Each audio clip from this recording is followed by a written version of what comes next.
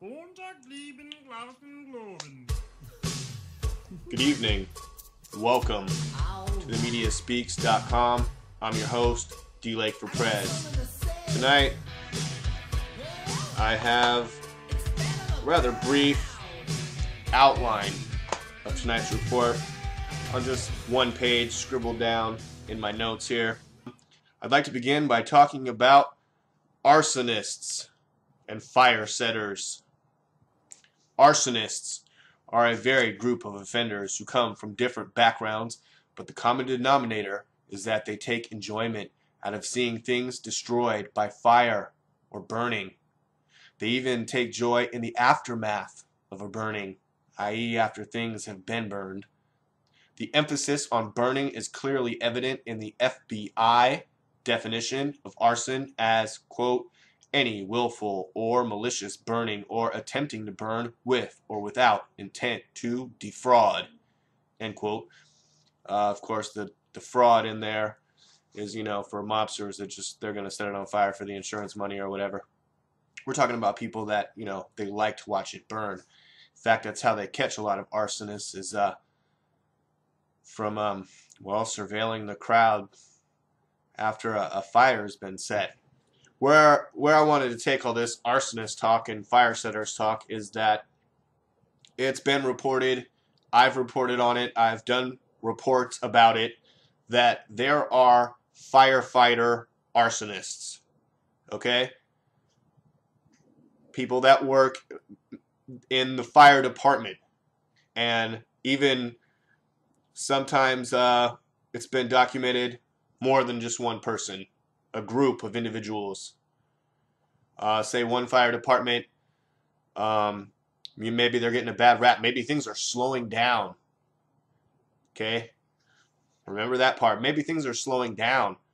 The funding's not coming in.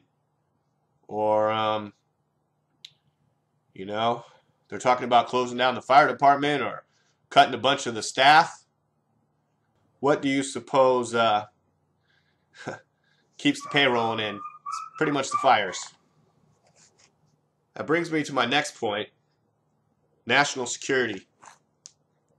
The DHS. The millions of Americans being trained in protecting the country from terrorism. Now, terrorism, and maybe you could even say terror or guns. How about guns?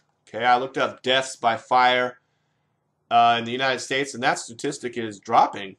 It's going down. Every year it's less and less. And fire started by arsonists seems to be getting less. There was a time when it was prolific. Just like all this terrorism that we're seeing in the news, and more specifically mass shootings, and more specifically than that, Sandy Hook Elementary School.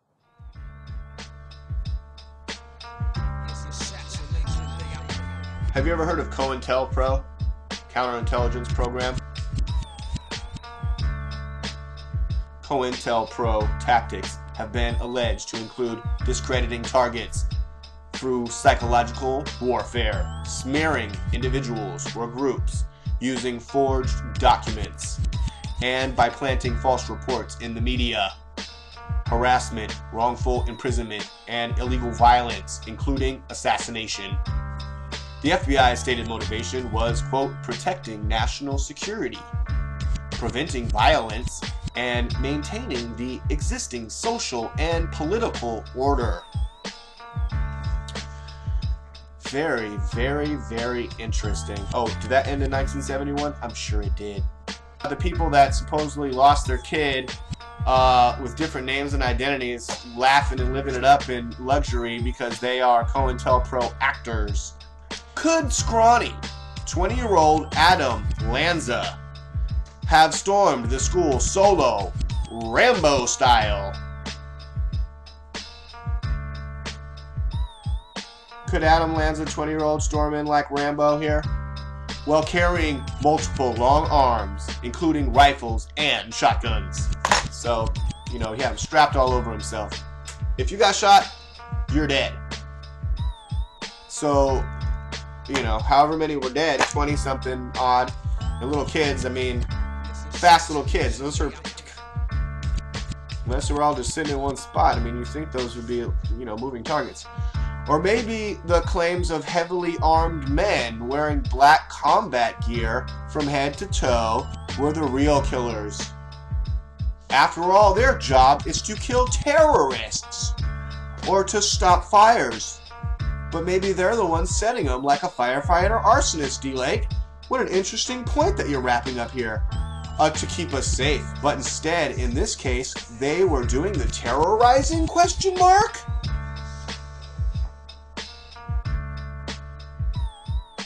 Look at these guys.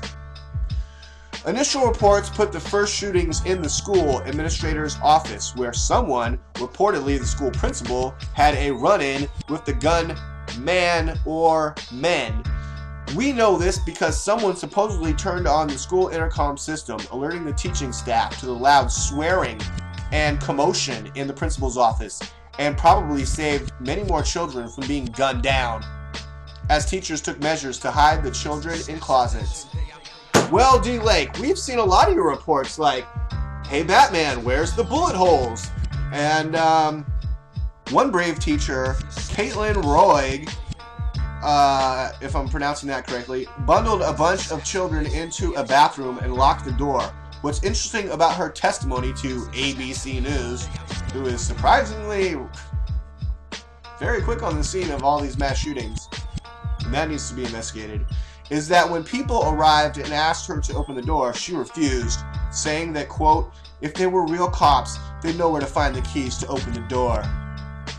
In addition, she requested that they slide their badges under the door. Now, this is generally a smart thing to do in any and all interactions with the police, especially in the US.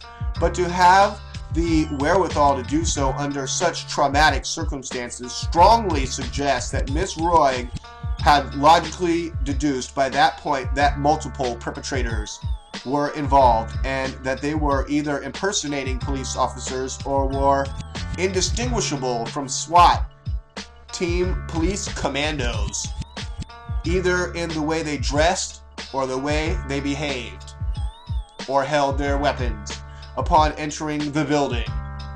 That's all I have for you tonight, ladies and gentlemen. Okay, says wrap up with Sandy Hook, ask a few questions, and then I'm out. DLAKE for PREZ, themediaspeaks.com.